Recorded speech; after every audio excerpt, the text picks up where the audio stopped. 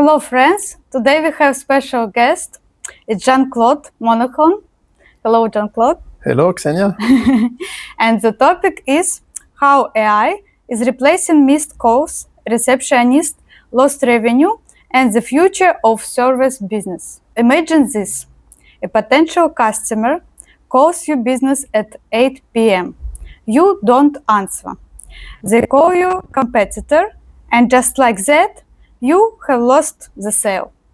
Not because your service was not better, not because your price was wrong, simply because nobody picked up the phone. Today's guest is building a solution that never sleeps, never missed a call, and can book appointments, answer questions, and generate revenue 24/7.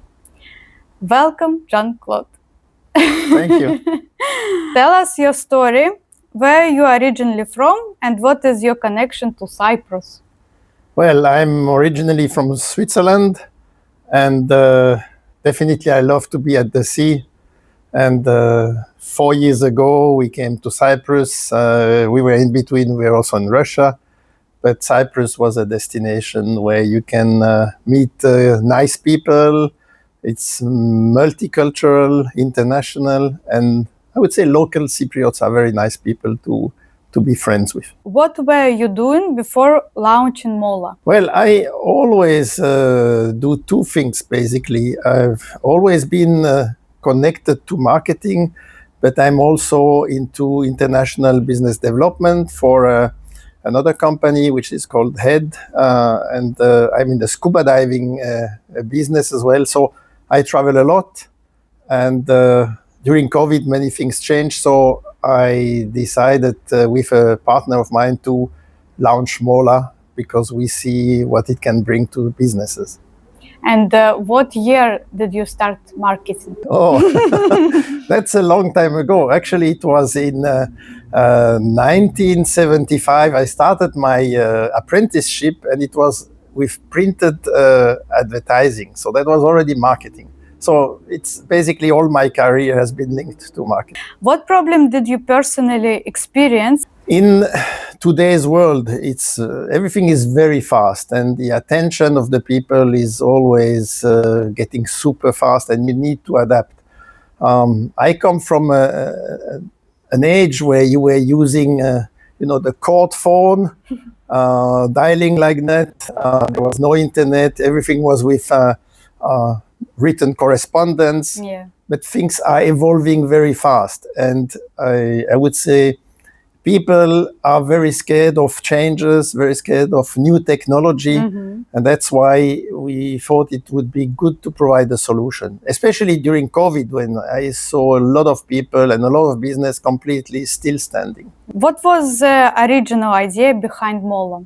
During COVID, I started to run a lot of webinars, probably about 2,000 webinars, to support at the time the diving industry, and realized that you can do a lot using digital power. But of course, you need to also educate the people to make sure they understand very easily that it can bring something. So that was the aim. First, I would say people of a certain age, because they are the most scared. But I realized that also young people, maybe 30 years plus, they need to have some kind of guidance. This is how you can make the young generation dreaming. Everybody thinks I can be an influencer by posting something on TikTok or Instagram. But you need to have a strategy. Yes. If you just post different things stupidly, then nothing will work. And also, in their dreams, they see these influencers showing off with nice villas, private plane, Maseratis, and so on. But they don't see the work that is behind that. It's a lot of work, a lot of hours, and a lot of learning as well.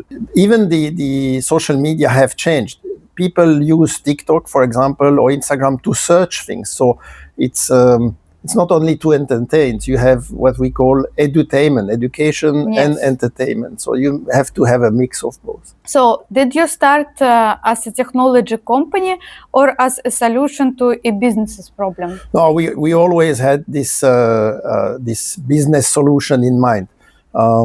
I'm not the technological person, and I don't know how to code and all these things, but helping business to find easy solutions that they can implement fast, that was always the idea behind. What was the biggest challenge during the first year? I would say it's not only the first year, it's always a challenge. You have different businesses, they still don't know who is their best client, they don't know their audience, they have customers, they always search for new customers instead of using the one they have. And they always are scared to learn something new and to fail. So that's, you have to take the time to explain it, I would say, as easy as possible. Most businesses owners think missing a few calls is not a big deal. You know, in the past, you would have maybe publicity in a newspaper, maybe in radio, in a cinema, and then everything was slower. And then somebody would have a number, they would call, and if nobody would reply, they would try again. That was easy at that time, and people did not have a big choice. Today, with social media, obviously, or internet in general, you can search a lot. So, and if you imagine, people do spend hours in scrolling on Instagram, for example, but the moment they catch something is very short. So these 3-5 seconds are super important. So they also think like that, they act like that. So if you want something, and let's say you call a business because you have seen a number, nobody answers, they will not call back tomorrow. They will search for the next one that will pick up the phone. So if you are not able to react as fast as possible, the patience of the customer today is super short. So you need to provide really solutions as fast as possible and answers. How much revenue does the average service business lose from missed calls? When you talk to businesses, usually they don't even know they missed calls because they may see that on the screen of their mobile phone or the phone in the business. They will not call back usually, or very late. They just forget about that. Especially in Cyprus. Yes, I would say it's really everywhere. Take the number of these calls and multiply by the average revenue you have for one customer. And even here we can talk, because they may say, okay, I make, I don't know, let's say a number, 50 euro per customer, right? But they think short term. So they say, I may miss 50 euro. But this customer, when he knows you, he likes you, he trusts you, may come back, may buy other things, other services. Then obviously, if you multiply that, it's increasing. So on our website, we have a revenue, a missed call calculator, basically. So you can enter the, let's say a number, let's say you enter 50, and then you enter the number of calls that you think that you have missed per week, and it will give you a figure. And that can be quite impressive to see how much money you are just leaving on the table by not responding. What types of businesses are affected the most? Every business that provide services, it can be cosmetic, beauty salon, hairdresser, real estate, photo studio, scuba diving, anything where you provide a service, but people are sometimes not ready to book immediately. They have a few questions before, and this starts like this. So basically, every business that is providing services to a customer is there. It can be, you know, solar panels, it can be repair in the house, like a plumber.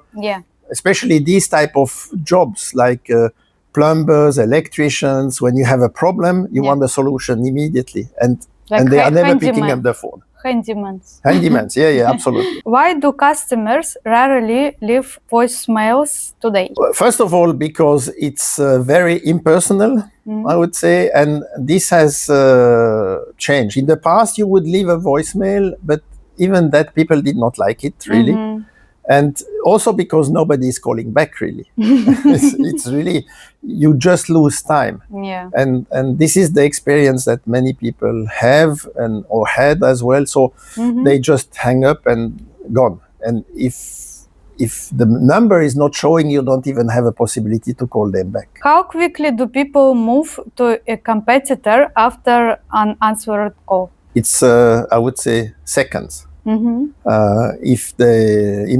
you are on a website, you are looking at Google, you search something, you already have a list of businesses that provide this kind of services. So you call the first one that you think he has good reviews, and maybe not the first one because of the publicity, if you know that. So you call this business. If they don't pick up the phone, you dial the next one. And the first one that will answer will have the business. What surprises you most when analyzing call behavior? A very good question, because the customer has not a lot of time.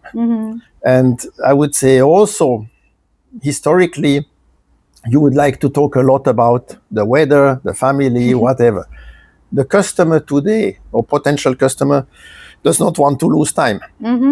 They have a problem, they want a solution, or they want a service, they want to book. They have a question, they want an answer. So they don't want to expose their lives. They don't want to talk about children, school, or whatever, unless they know the person. But they have a short time at their disposal. Imagine a woman, she has the kids at school, she wants to save as much time as possible to move on. So if they want to talk with someone, they will go somewhere else. They will not search for a service. And actually, businesses do not think about that. They did not move to that fast pace. It's not impolite. It's just respecting the time of your potential or of your customer. Who is Rachel? Rachel. It could be having another name. It could be also Xenia. It could be John. It could be Jean-Claude. No matter. We just chose a name that is quite international, that people have no difficulty to pronounce. And Rachel is, let's say, an AI assistant. So it can be a receptionist. It can be an operation manager.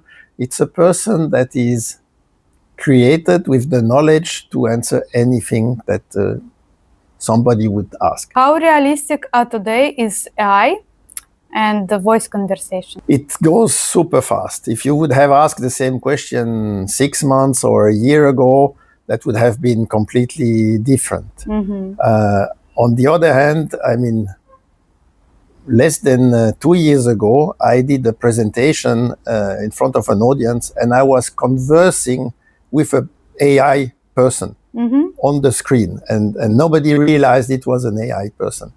I asked questions, she answered. And she answered in another language. It was in Polish, actually. It was quite interesting. So today, the realistic way of having an AI is very high. The quality is very high, and have two different types of AI. Of course, you can have with the image, with the video, but the voice can be your voice, can be a replication of your voice. It can be an avatar that replicates your look and feel.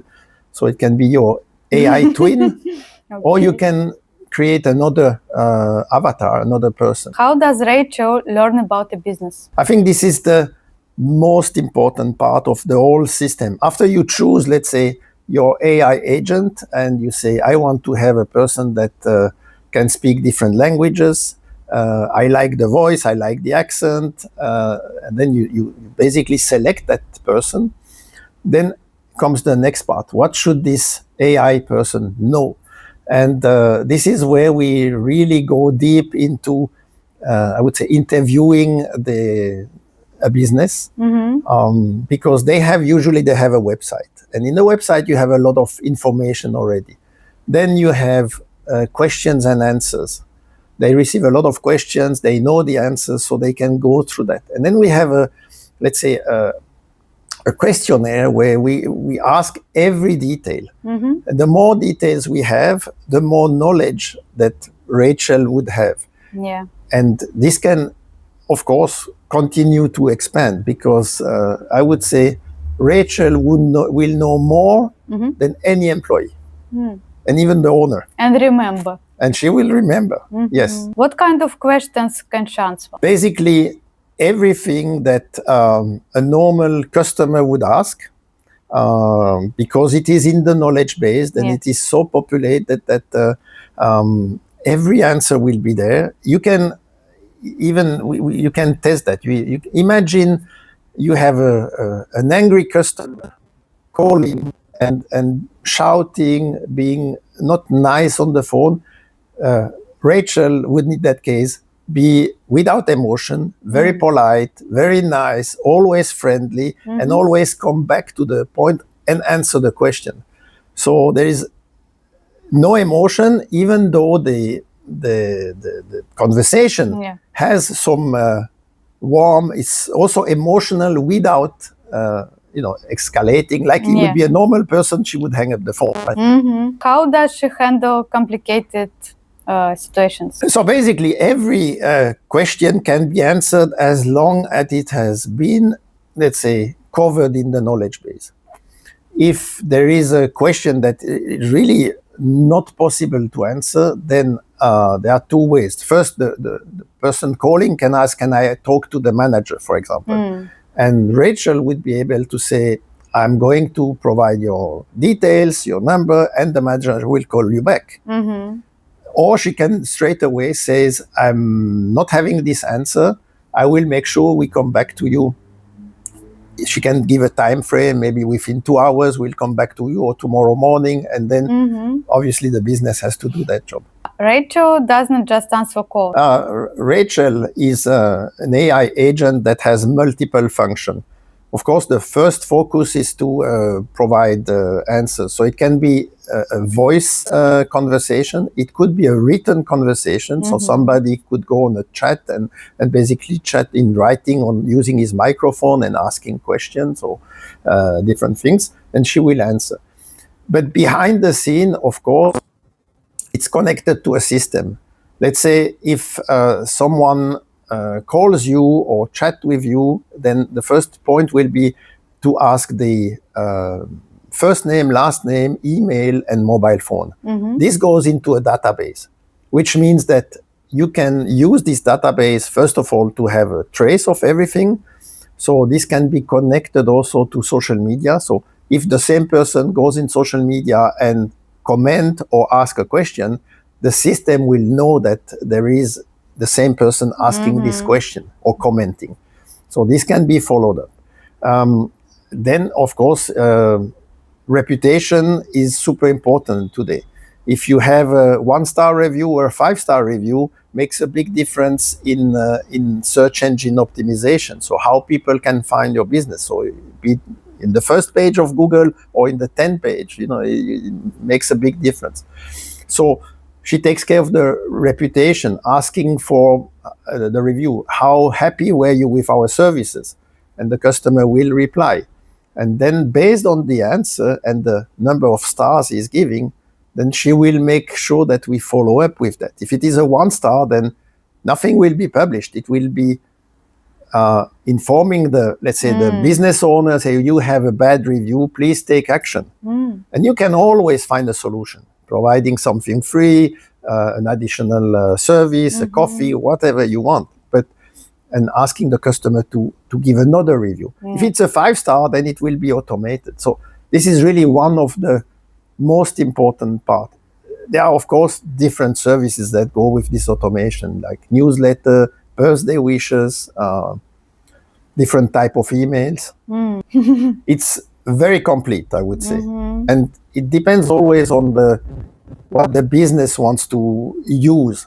So you may not need to use everything immediately, but step by step. Why was it important to build a complete customer journey rather than just answer a service? Because everything starts with the contact. The contact can come from a potential customer or an existing customer. So you have the two different ways. And using this type of connectivity gives the opportunity to get a new customer or reactivate one. Many business thinks also that you always need to get new customers. But the return on investment basically is 14 times higher if you use a customer that knows you. So, but many business, they forget to communicate with the actual customer. And this is where the system is important to be ready for providing these opportunities. So, for example, if the client writes some comment, the system will answer. It can be email also, yes. And it's like coding, but... Yes, simplified. Simplified. Everything which is related to AI goes very fast. So the improvement is phenomenal. Always new things are coming that are helping, let's say, a business. First of all, every conversation is documented. So the business owner will never miss what Rachel said, for example. It's there. It's in. You get the transcript and you can correct if you think it was not a correct answer. But then, as you say, it's like a map. You design what you want to provide as a service and which type of proposals you may have. And it can start by generating a landing page or improving the website that is connected to, for example, a shop, a payment system, a webinar. All of that can be organized. And this today, I would say, in the platform, you can even go in the platform and say, this is my ID. Please create me this workflow where you have, for example, I say, I have a contact with a person and I want to follow up with an email and a SMS or WhatsApp tomorrow. Please prepare it. And you will prepare the workflow. You do nothing. It will propose already the text. Very nice. And basically you just have to correct the text of the email, of the message. But it is SMS, it is email, it is Messenger, WhatsApp. How does appointment booking work? If the business decides to get appointments, when Rachel will answer the call, basically, and does not go over the phone, it goes through the website, so there's no cost involved for the caller, or it is a conversation, then if the goal of the business is to get an appointment, then there is a calendar that is linked. This calendar can have multiple employees, and then you can define the time slots, how long is an appointment, how many you want to have per day, how busy you want to be shown on the calendar. And then, let's say Rachel will ask the client or potential client, would you like me to book an appointment for you for your hairstyle? And the client will say yes. Then she will propose. She can do it. She can propose, let's say, we have a free slot today at 3:30, tomorrow at 2. She will always make 2 or 3 proposals. Or the customer will say, she will ask, when would you like to come? And maybe the customer will say, I would like to come Friday. And then she will propose something on Friday if something is available. The best is that she proposes immediately 2 or 3 solutions. So the customer has already the choice. Because if you say, I would like to book next week or so, then it's a vague answer. So she has to find a slot. Can Rachel integrate with existing calendars or CRMs? Yeah, of course. Within MOLA, it's a full comprehensive platform. You have everything in the same platform. So you don't have additional cost with other platforms. But let's say someone is using Calendly, that would be another type of calendar, then it is possible to connect with that. Basically, all the most known providers, they can be connected to MOLA. How does the review request future help businesses grow? Businesses, they still did not all, at least, realize that it is very important. If you go to a business, it's because you believe someone gave a good review. In the hotel world, TripAdvisor, it's there for already many years, or Booking.com. They know how this system works.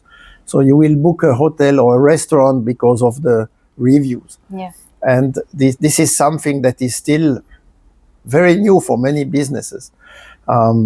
And I can give you also an example.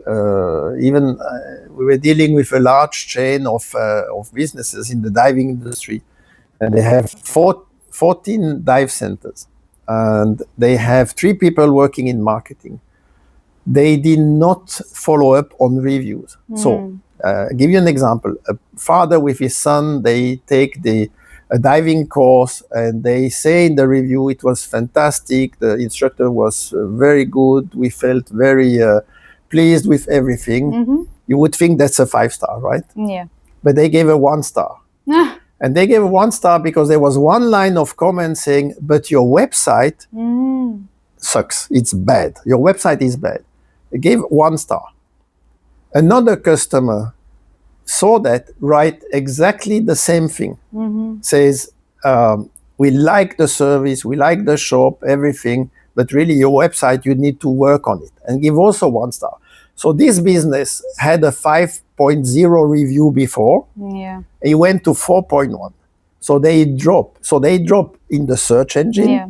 But the worst part, I mean, having 3 people working on marketing, they did not react. They did not contact the customer. They did not ask anything.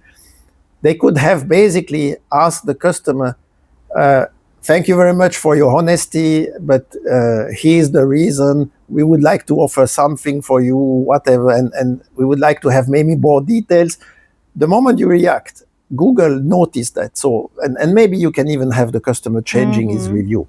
So with MOLA, you will avoid that this happen. You will have the opportunity to talk to the customer before it's published. What role does automation play in customer retention? For a business, when you say, when you talk about marketing, that's already something they don't like. They don't like to talk about marketing. In the past, they knew they needed to have publicity in a magazine, in the phone, in the newspaper. That was normal, and they would spend money on that. They were never measuring the result, but that was normal. Then internet came, they had a website. They thought with a website, the job is done. It's not. That's why some website, they will still say in July, oh, happy Valentine's Day, which is 4 months before, right? Yeah. They still do not manage that. Then you have social media that came. And with social media, they thought, okay, I will post something sometimes and people will become my customer. But again, without any strategy.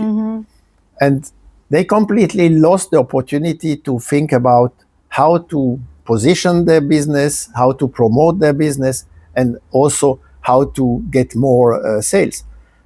If you post anything on social media without a call to action, without providing value, you have zero business. And they do not think about that. So they are still having a long way to learn that. But it has to be simple for them because they don't have the time. And when they would like to do let's say the marketing part is usually either at the end of the day when they are tired, they have no energy, no ideas, or they are busy and they always push it to the next day. And you have nice solution.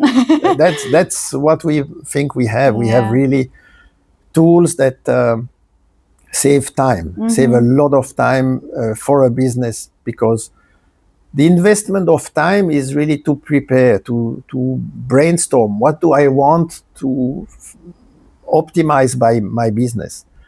And imagine also people or businesses are very scared about AI. They think people will lose their job. It's true. Jobs will be changed. Like when internet came, many people say, I will not have a website because some people will lose their job. Yeah.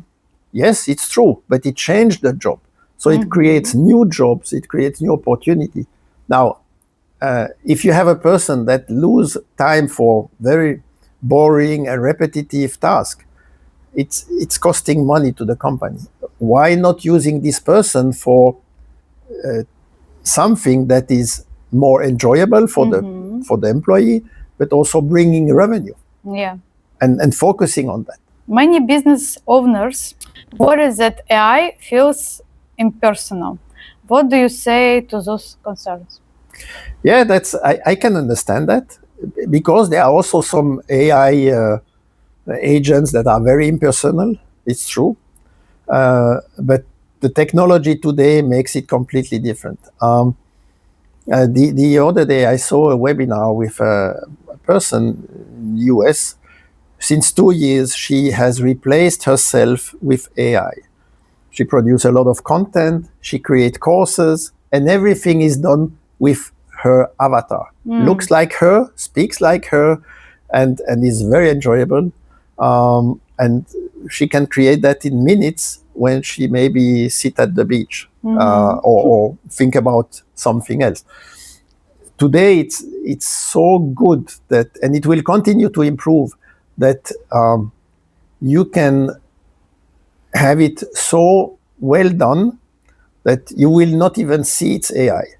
Now, here I would say, to be fair to the customer, you should say that that's my AI twin or my AI agent. Even though it looks exactly similar, the voice is the same, you can have your voice, so it will work. But I think you don't want to mislead the customer. And people get used to it. Look, people have been calling airlines to book a ticket, and they go into this spiral, click one, wait 8 minutes, and so on. They hate that. Today, an AI agent, if it's well done, will win the trust of the customer and provide immediate results. So people like that. They don't have a problem with AI. Yeah. I would say the problem is the business owner who thinks my customer will have a problem with AI, but it's not true, because we use AI every day. AI actually improve customer experience. It's improving the customer experience. You use AI in the car with the navigation system, and you trust this navigation system. So you are used to that, and everything is like that. Again, the customer has no patience. He wants fast answer, fast solutions, solutions to problems. So if you provide that, you increase the level of trust with your customer. Do you see AI replacing receptionists? If you you walk into an office today, accounting office, for example, and you see the receptionist, she's completely bored. She has to do some other jobs because she doesn't have maybe enough calls. And when somebody calls, this person is not even nice at the phone because you disturb her. An AI receptionist will be friendly, always in good mood, never sick, never on holiday, able to answer in different languages, and will free some receptionists that do not really like their job. But they can provide a better job if someone enters. So that's how I see it. So yes, there will be some replacement, but it will be an improvement of the services.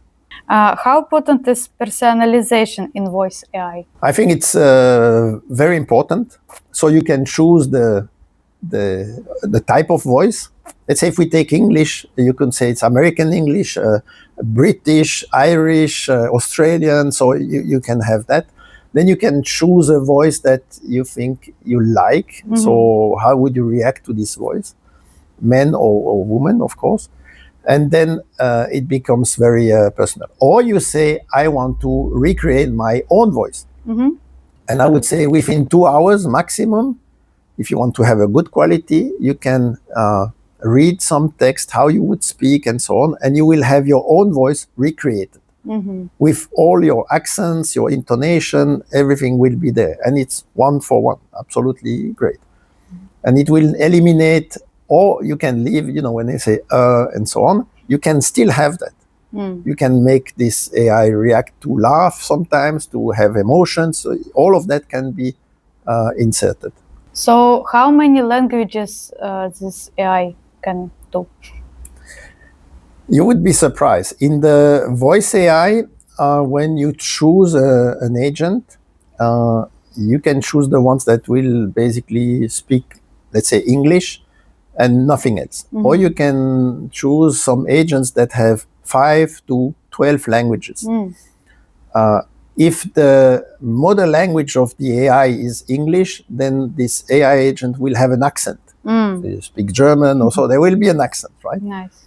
Or you choose a French-speaking AI agent, and then she will have an accent in English. So you have very variations. When it comes to the written communication, I would say right now we have more than 50 languages. So yesterday we were testing with customers. Says, "Do your agent? Can your agent speak Thai?" And I say, "I have really no idea." And he typed in the chat, and they said, "Do you speak Thai?" And the agent, or Rachel, was answering in Thai. So you have really all kind of languages, even exotic ones. Cool. This is quite amazing. Cool.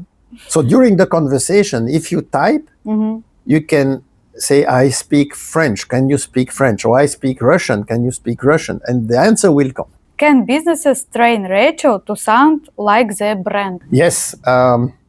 When you create the knowledge base, you also create the brand.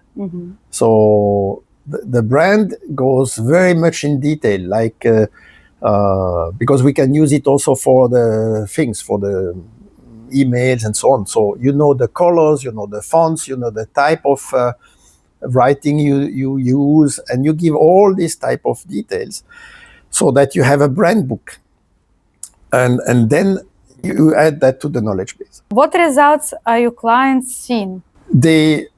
Since we focus on this, let's say, Rachel agent or receptionist or however we want to call it, basically after just a few hours, the system can be made in place and can be accessible through their website, for example. And we have a client, for example, within the first week, he increased by 1,000 visits on his website. Oh, wow. Just by having now this agent. Yeah. So he promoted it. He said, "If you have questions to me, here's a QR code. You scan the code and go to my website and ask your questions." And depending on what services you propose, this particular client, he also has products which are linked with his Shopify. So he's not in the shop, but let's say you go in the system, you say, "I would like to buy this piece of equipment. I need a blue jacket," or whatever. The system will show the picture and will lead the person to his Shopify so they can click and buy. Yeah. And then he has a new order. If it is a service, then obviously the person will follow what the AI receptionist is telling. If Rachel has been instructed to get a new appointment, then she will always come back to that. Should we book an appointment? Now, if they book an appointment, they can either pay directly or they pay a deposit. So the system can be, let's say, prepared like that. But usually I would say that it's very fast. The return is very fast. Can you share a success story? They are all, I would say, different, of course. Let's say the people that learned how to use an AI agent, maybe I have to tell you how this works, right? Let's say you decide to start this experience for your business. The first hour we will connect everything. We will ask you questions about your business. We will connect your domain, your social media, create your team and your calendar. All of that will be done in 1 hour. Second hour, we prepare the knowledge base of your AI receptionist. So we put a lot of information there. And the third hour, you basically, between the second and the third hour, you have been testing. Yeah. So you test and you give a thumbs up if it's good, a thumbs back is down if not good, and you correct basically the answer. The third hour, you place the system into your website. So basically within 3 hours, it can be done, right? And businesses that use that directly, we have one customer in Paris, he sells, I'm in the diving business, so he sells diving courses and trips abroad. People receive in the conversation, they have the link, they click on the link and they book. So he's selling immediately courses with people that he was first having to call back and they would not be able to book. So if the agent is really prepared to get these bookings, you have immediate results. Now, if the person, and this is also the trick, let's say the person has a link to buy something. If they buy it, the system will know and everything will be automated in the follow-up. If they don't buy it, the system will also know. Because maybe I'm interested that I click, but maybe I have to go, somebody calls, I leave. In a normal business, you don't follow up. With an AI agent, the system will notice, Xenia went on this page, but she did not book.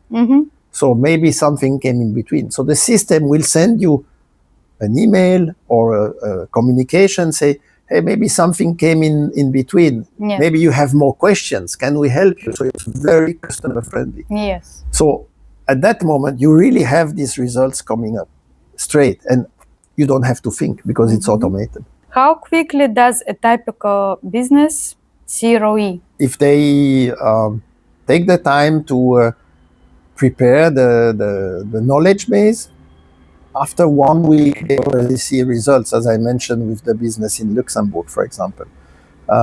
So it's quite fast. But of course, they need to be guided how to do that. So we make it very simple, but they need to invest that time in preparing. Once this is launched, then to do many other steps in the system, you can do it step by step later. When you have an idea, we brainstorm with the customer, we decide what is your next objective or emergency, we will do that, but it's fast. One success story that came up to my mind, we work with a resort in the Maldives. In 6 months, they saved 2 employees that were just doing the reception. Now they could do something else, but they saved also 100,000 sheets of paper. Because they do it on the mobile phone. You register yourself on the mobile, you have all the questions answered, and you don't need to print and sign because the system gives you this opportunity. And it's a lot of trees, right? What industries are benefiting the most? Every service provider, or like we said at the beginning, if they are plumber, electricians, solar panels, dentists, chiropractors. We work with chiropractors in the US, for example. Doctors, it can be a restaurant as well that has they want to have reputation management. They need to have somebody picking up the reservation. So I would say every type of business. Have you had cases where a single recovered customer paid for the service many times over? Of course, this can always happen, right? But first of all, in the database, the customer will be recognized. So if you can prevent that in the system, that a person cannot book the same service at the same time, this can be prevented. But this has to be in the setup of the system. What metrics should business owners monitor when evaluating AI solutions? You can audit your own business. You can say, okay, where do I lose the most time for tasks that are not bringing any revenue, for example? And where could AI replace that and save time for other tasks? That's where I would definitely start.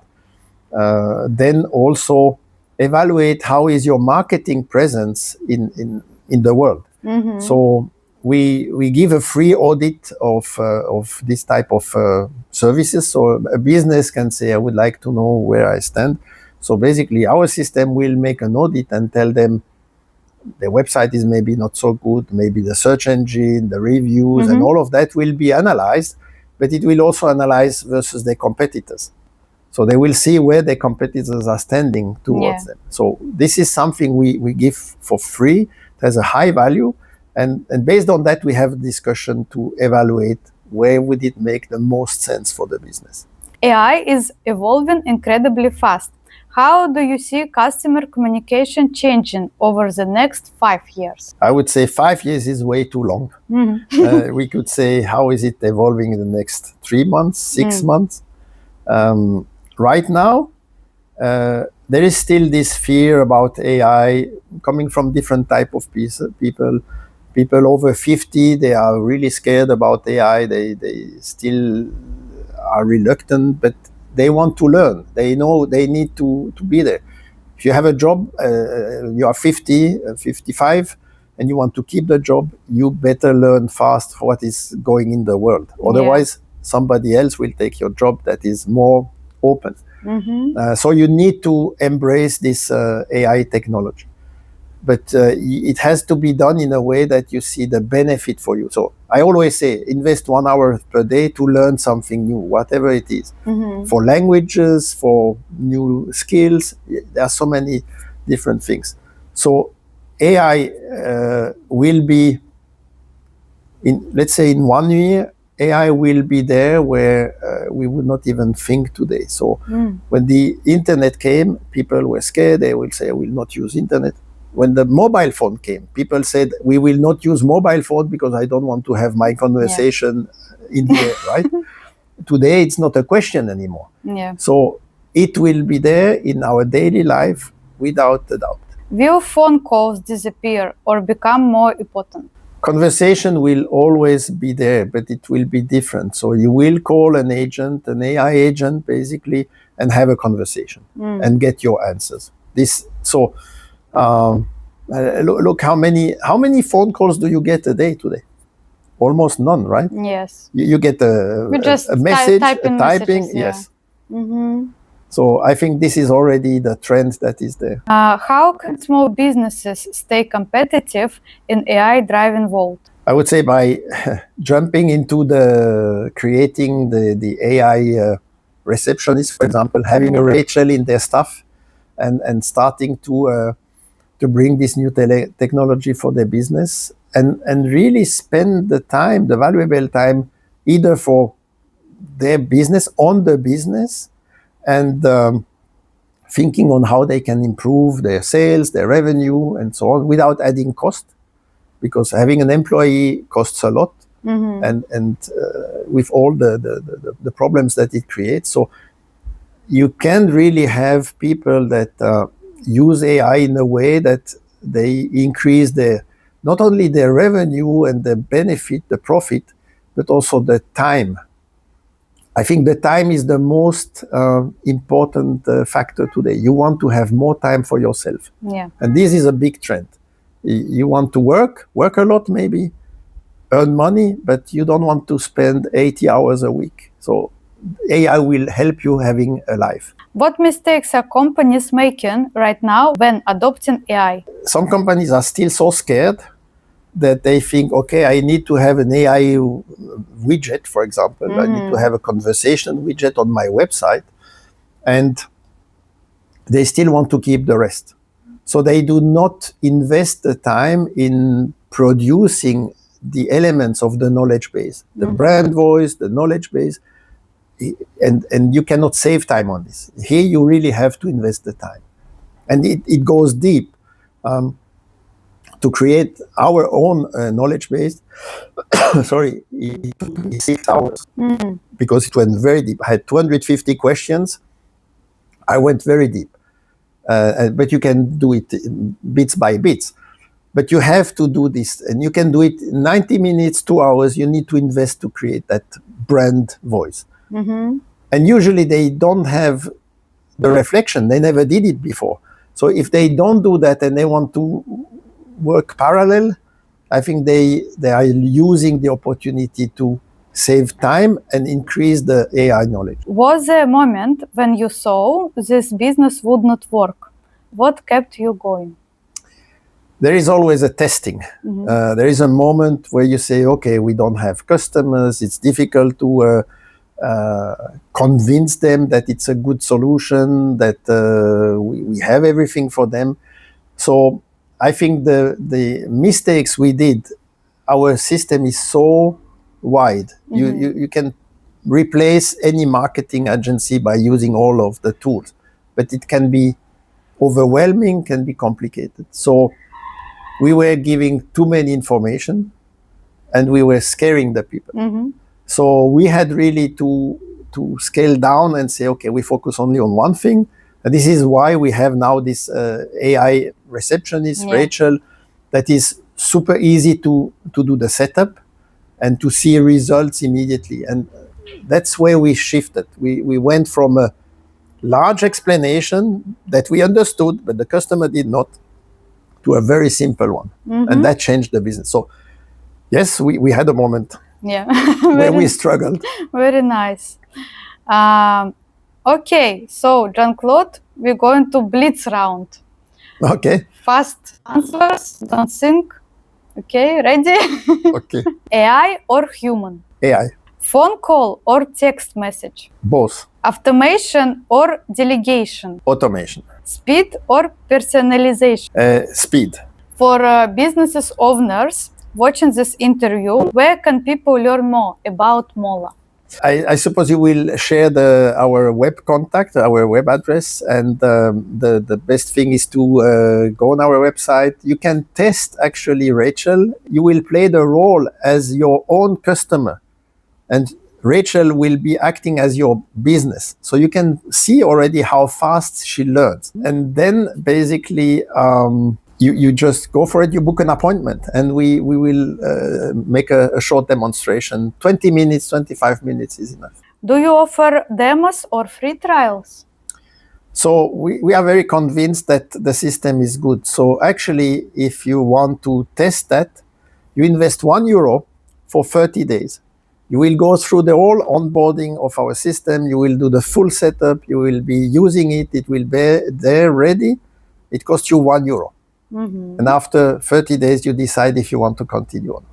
I think it's a good deal. It's a very good deal. If you could give every business owner one piece of advice about growth in the AI era, what would it be? To any business owner, I would say you have to live with the new technology without losing your mind, without having to learn so many things. You have to trust the process. Bring AI into your business in a way that you can see immediate results and learn for people that have done the job for you. So really test it and see the results. Okay, thank you, Jean-Claude. It was nice to see you and meet you and listen story about AI and your company MOLA. Thank you very much, Ksenia.